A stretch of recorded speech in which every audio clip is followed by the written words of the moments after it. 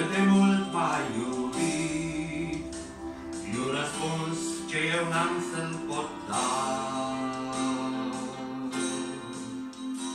De ce Domnul meu Iisus m-a mântuit?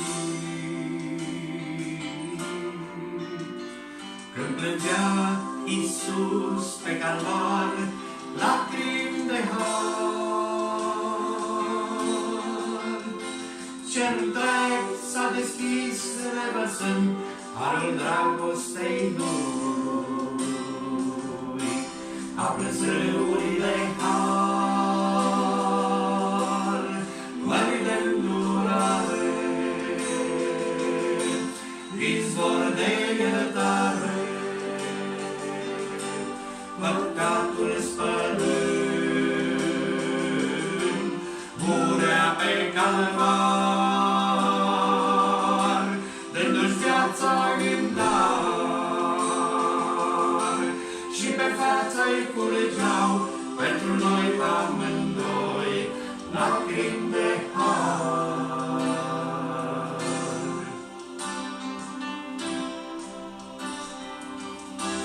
Oare cum aș putea răsplăti într-un fel ce-ai făcut? Cum, Doamne, ai schimbat pe veci un fiu pierdut. Mulțumesc că sus pe calvar, când ai murit, m-ai iubit și pe față-ți curgeau lacrimi de har. Am plâns râurile har, mări de îndurare,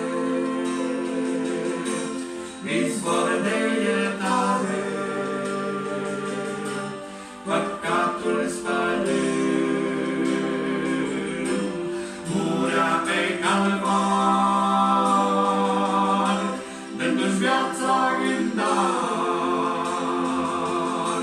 și pe față-i curgeau pentru noi amândoi lacrimi de har.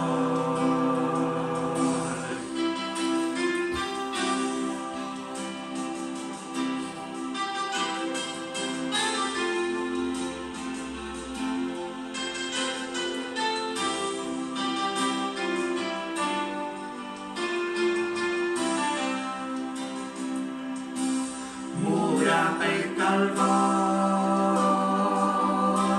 dându-și viața în dar, și pe față-i curgeau pentru noi amândoi lacrimi de har.